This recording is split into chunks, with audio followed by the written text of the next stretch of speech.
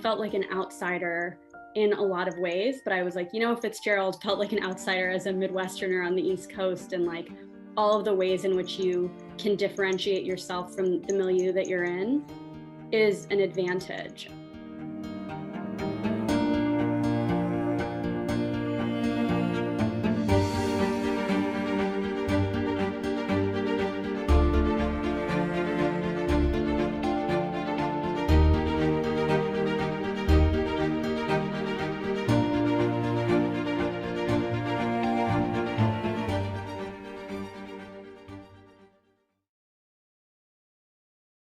Good afternoon and welcome to Washington Post Live.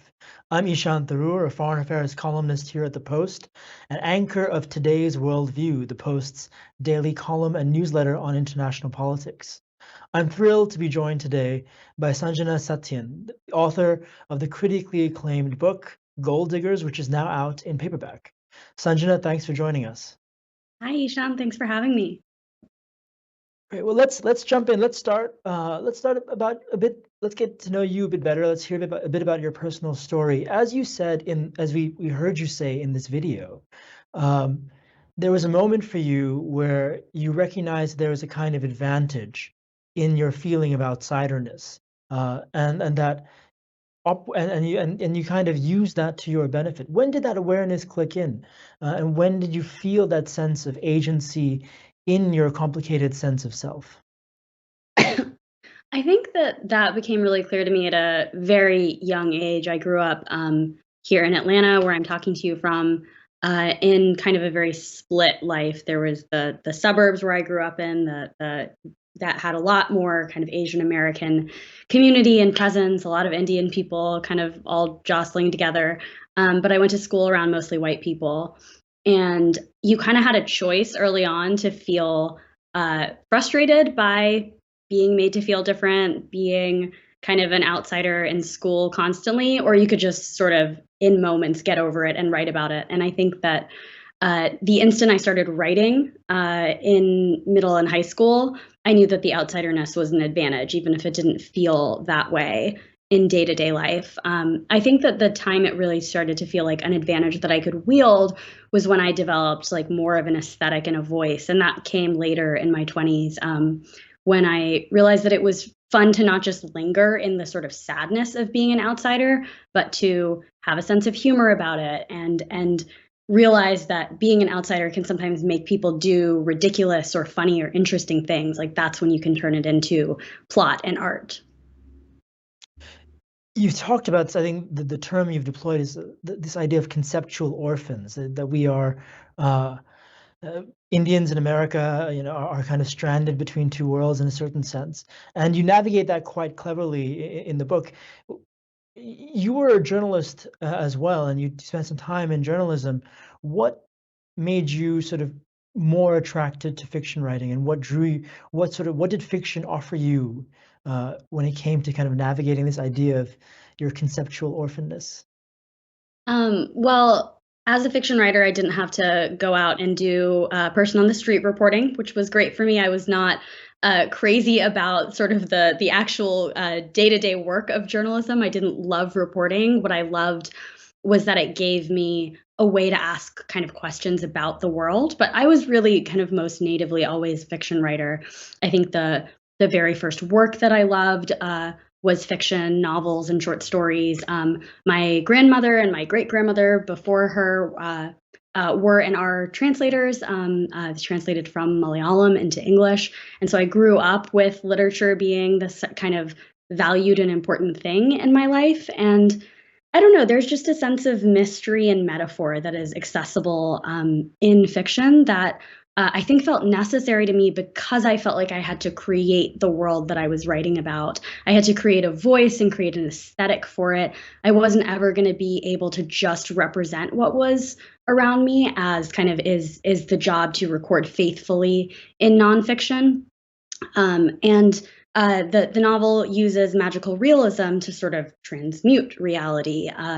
As Salman Rushdie has talked about, sometimes when your reality feels unreal, you have to turn to fiction, turn to invention, and particularly turn to magical realism or unreal fiction in order to find the language that is not available in your day-to-day concrete material reality. And you certainly have. I mean, have you been struck by the extent to which your debut novel has resonated with the wider audience? The fact that it's been optioned now for a television show by Mindy Kaling.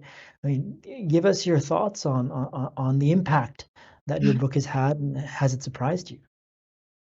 It's been really touching. I mean, the book definitely represents a corner of the Indian American experience. And I think it does so with affection for the community that I'm writing about, but it's also sort of sarcastic and critical and kind of lampoons my own community by really lampooning characters who are like me. So I wasn't sure that people would like it. Because I'm not sure that people always like to see themselves criticized or implicated. It's not a sort of hashtag representation matters take on my community. I wasn't ever going to be content in just putting on the page who we are. I was going to laugh at who we are and criticize who we are when we kind of all get together in the way that people like Philip Roth did about their own communities. And so I've been pleased to see that people, when they see themselves represented, they're also able to see and kind of digest a critique of our community. The novel makes kind of a point about or investigates the question of ambition and what it's like when a community is so dependent on ambition to assimilate and kind of achieve their way into the mainstream. And so what matters most to me is not just that people see themselves in the story. That's nice, but it's been nice to see people engage with this question of, is ambition worth it? Does it poison us? Can it be toxic? And as for the TV, like, it's going to be really exciting to get to explore that visually in new narrative language and then kind of for a larger stage. And the question of ambition is explored specifically through the Indian American community and my Indian American community, but it's really a universal question. And so I've heard from certainly non-Indian, non-Asian American people who have read this book and said, you know, I know it wasn't about me, but it was about my relationship with ambition. And I saw that kind of complication represented in a way that included me. And yeah, I think that fiction can be very universal beyond kind of racial categories. Do you see yourself writing in a particular tradition? You just mentioned Rushdie and his magical realism. Of course, in your book, ambition is kind of bottled and made with the process of alchemy and melt. I don't want to give away too much in the book, but it's a wonderful way of thinking through the ways in which Indian Americans navigate their kind of societal pressures. But and then of course you also have in the book these great moments of kind of investigating history, the kind of these moments of digressions into history that, you know, I felt kind of, you know, echoes of Amitav Ghosh, for example. And then at the same time, of course, you're really telling an American story. So when you were writing this book, what kind of space did you think you were inhabiting? What traditions were you summoning, and what traditions did you want to be summoning, I think? Yeah, I haven't heard the Amitav Ghosh one. That's cool. I'm glad to see that that came through. I definitely felt like the tradition of magical realism was very important, and obviously Rushdie sort of was influenced by Latin American magical realists, Marquez, who was a journalist, and sort of the idea that not just magical realism as a way to sort of break reality, but as a way to authentically represent reality. Some of my first favorite writers were people like Julio Cortázar and Marquez, so the Latin American magical realists. But as you say, it's also a deeply, deeply American novel, and two touchstones for it were, you know, Gatsby was the novel that introduced me to American literature when I was 14, 15. There's a little bit of Holden Caulfield crossed from Catcher in the Rye, crossed with Esther Greenwood from the Brett Bell Jar, those two sort of quintessential young American narrators. And then the narrator of All the King's Men, Jack Burden, which is this great post-war novel about Southern politics, Louisiana politics. He's a journalist and a historian, so there's a lot of All the King's Men in there, a novel that people don't read that much anymore. And then the other kind of tradition that I think I was picking up was the kind of 20th century comic tradition. And so you have the English comic novel. And my favorite English comic novel is The Buddha of Suburbia, which is an Indian English comic novel, a wonderful coming of age story, kind of deeply satirical, also deeply political, about race and class in Thatcher era England. And then Zadie Smith and Philip Roth, who I think are these writers who stand out as being chroniclers of their community, who also lampooned and investigated, like used their specific community to say something very universal, and do so kind of with comic, whirls and pirouettes. So turning to your background, you were raised in Atlanta, the suburbs of Atlanta, and that you see that also. I mean, clearly there must be quite a few autobiographical gestures in the first part of the book, at least. At least I'm sure your parents were picking up some echoes here and there, because it's set in the suburbs of Atlanta. But putting that aside, putting that to a side, could we talk a bit? Last year, of course, we had these horrible spa shootings in the environs of Atlanta, and you wrote about them in a column for the Los Angeles Times. Could you talk a bit? You and I are both Indian Americans, but this was a moment for Asian Americans writ large. And could you talk a bit about your sense of Asian American identity, and perhaps the fragility of it, and what, say, a moment as horrific as those shootings did for you, and when you thought about yourself and your place in this country? Yeah. I think one of the most eloquent people to respond to these moments is J. Caspian Kang, who often kind of reminds Asian Americans about the falseness of the idea of Asian America. These are not communities that had anything necessarily in common back in Asia. There are some shared legacies of imperialism or colonialism, but it's basically a false legal identity created in America. And so in moments of crisis, he reminds us that it's dangerous to kind of grasp at a tragedy that may or may not be about someone who is exactly like you. For instance, in the spa shootings, the Asian Americans who were killed were from a very different ethnic and class and sort of social background than the Asian America I grew up in. And so I feel like it's really important to identify those differences. I think it's also very possible to sort of recognize and feel a shared pain. I did not live the lives that those people that made those women as vulnerable as they were. But I do remember what it's like to just feel different and to know that you don't know what someone else thinks about you. You have no idea how they process you as belonging or not belonging, and to know that physical safety and like life itself is fragile when someone else just decides to define who you are. I think that's a really complex thing to hold.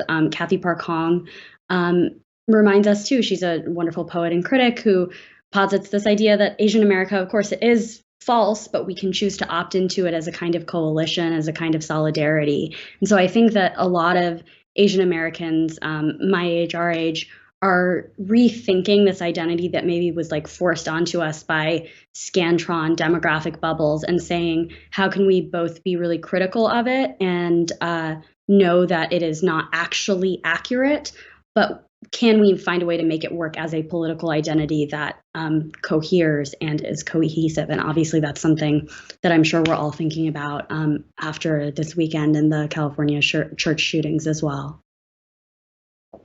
Right. I mean, that was going to be my next question. I mean, I think for years, there's been this kind of narrative of invisibility that surrounded Asian Americans, and now many communities of various sorts are finding themselves visible in ways they probably don't want to be, and targets of a kind of ascendant nativism in this country. Do you personally feel concerned or fearful for Indian Americans, for the community that you grew up in? Do you feel a sense of threat that wasn't there before?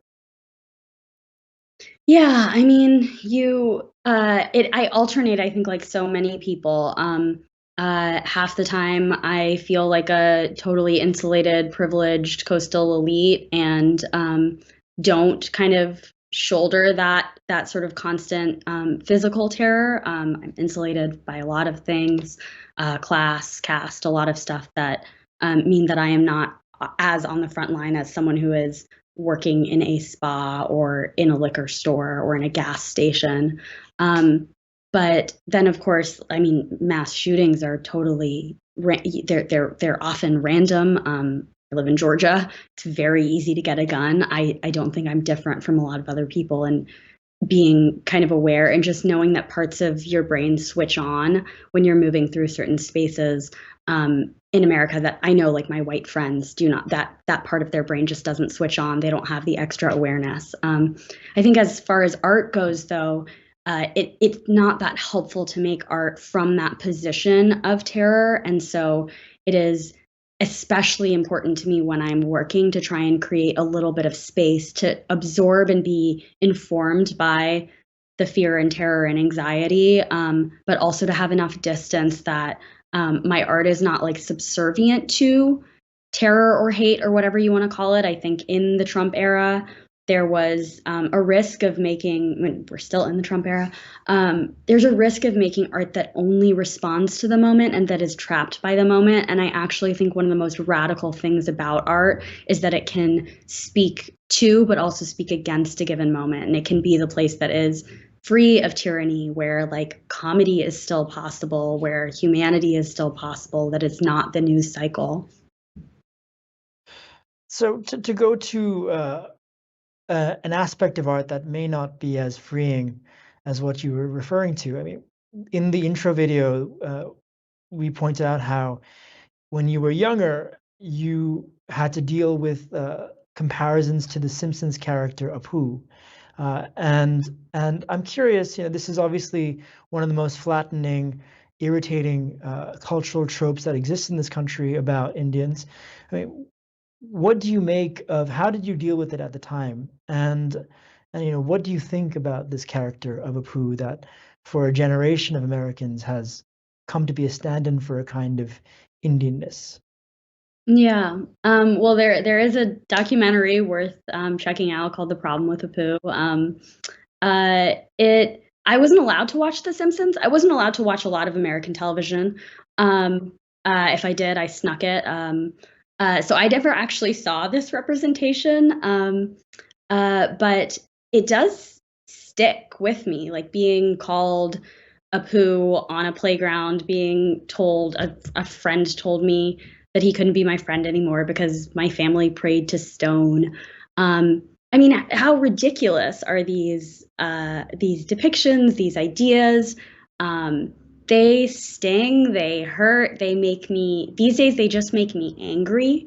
Like I still get angry when people talk about The Simpsons as this like comic icon. But I also like have to take my own experience with a grain of salt and laugh at the ridiculousness of being trapped in pop culture and being dependent on kind of that representation. It's the kind of thing where I would rather not talk about it. I would rather talk about other things, but then other people force you to talk about it. And so I think that is like the problem of making art as a like non-majority person is you feel this pull away from the narrative that people who kind of want to deny your humanity force onto you, and so you want to be able to write against that, but eventually you're often forced back into it. And Gold Diggers kind of it's concerned with that. There's a beauty pageant in which one of the characters is constantly asked to define what it means to be Indian and American. And the narrator, Neil, thinks this is a very silly question. He thinks it's trite. He thinks it forces boiled down answers. But then the book itself ends up being inevitably concerned with that. And I think that's just sort of the constant oscillation as artists of color, non-majority artists. Are we going to answer that question? Or are we not? Do we have to write about race? Is there a way to not write about race? Is it possible to escape your identity? Probably not. And of course, South Asian Americans, Desi Americans have come quite a far way in the realms of pop culture since The Simpsons. And of course, there's Mindy Kaling and your upcoming adaptation of your novel. but you have a whole world of other shows, Never Have I Ever. You have major comics of Indian origin who are telling very nuanced stories. Uh, do you think still at this point that there is a particular South Asian story that Americans seem to need to hear, or that do you feel that Desi Americans are still in the arts, are still straitjacketed in some way in terms of what they can need or can do to develop an audience? Yeah, I mean, I think I would probably resist the that Americans need to hear component of the question. I think it's what stories artists can or want to tell. Um, it is so tricky as an artist who is not constantly represented or well represented um, in pop culture to know that your community can maybe expect you to stand for everyone, but you can't tell everyone's stories. And so all you can ask for is the right to tell a particular story that is your experience, whether it's drama, whether it's comedy, whether it's satire or very somber. And I think that's what artists of color and all artists just want the right to be able to do, is to make their little weird corner of art. Um, and that's what entertainment and publishing still have to kind of give us the right to do. Sometimes they want us to be the Indian novel or the Indian uh, or the Indian show and stand for everyone. There's a pretty what I found pretty fascinating part of your book where you have this character from the 19th century who is literally digging for gold in California. Could you talk a bit about your interest and research into perhaps deeper histories of Indians in America and how important that is when trying to locate a sense of Indianness in this country, and why that matters to you?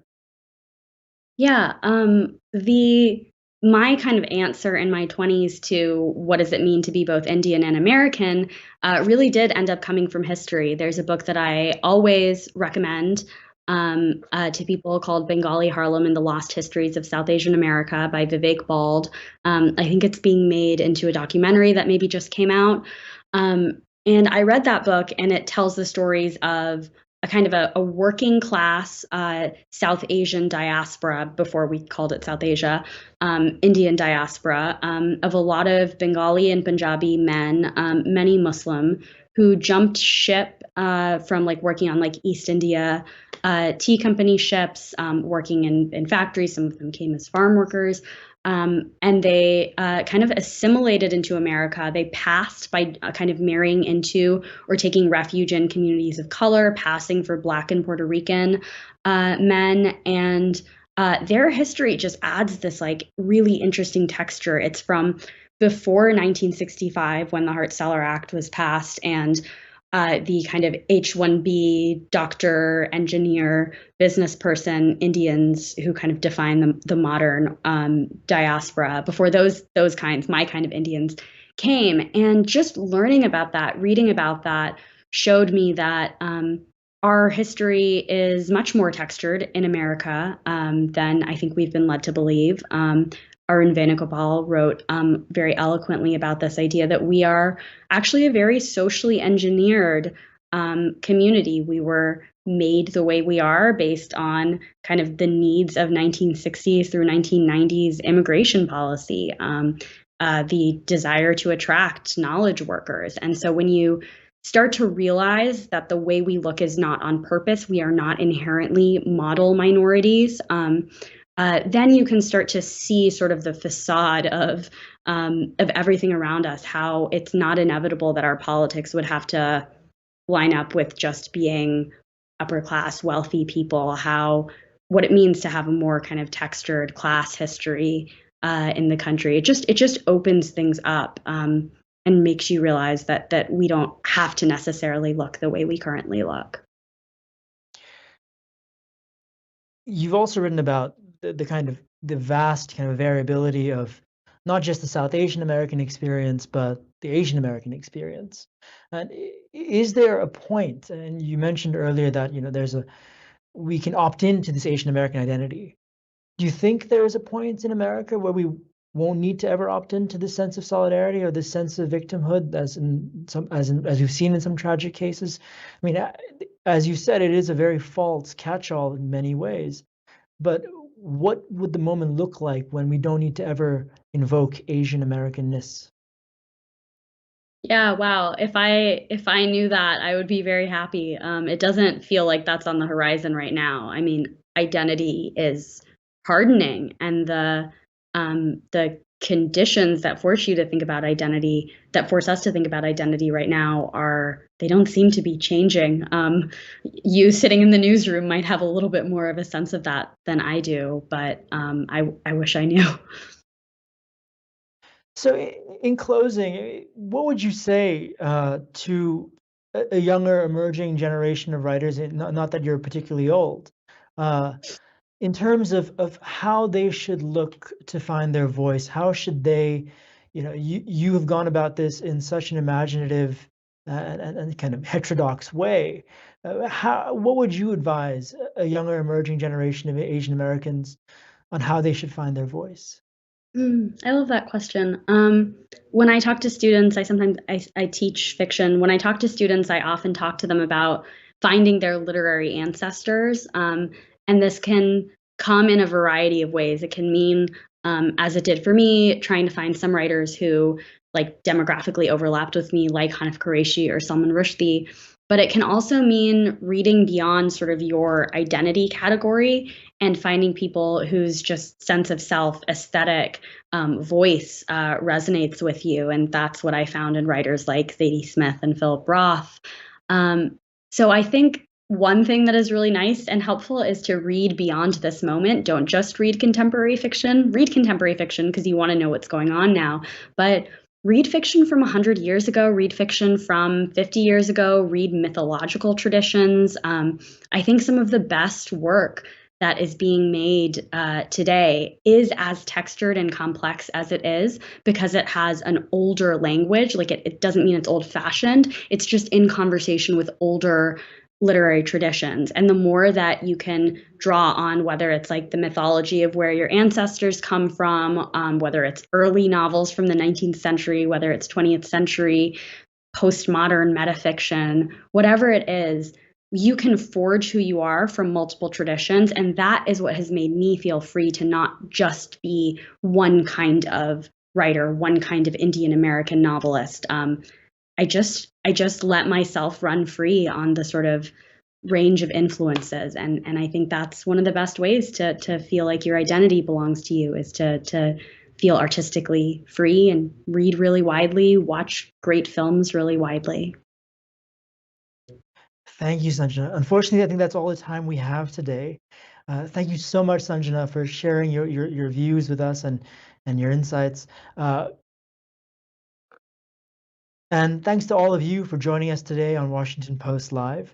To see what interviews we have coming up, please go to WashingtonPostLive.com to register for our programs.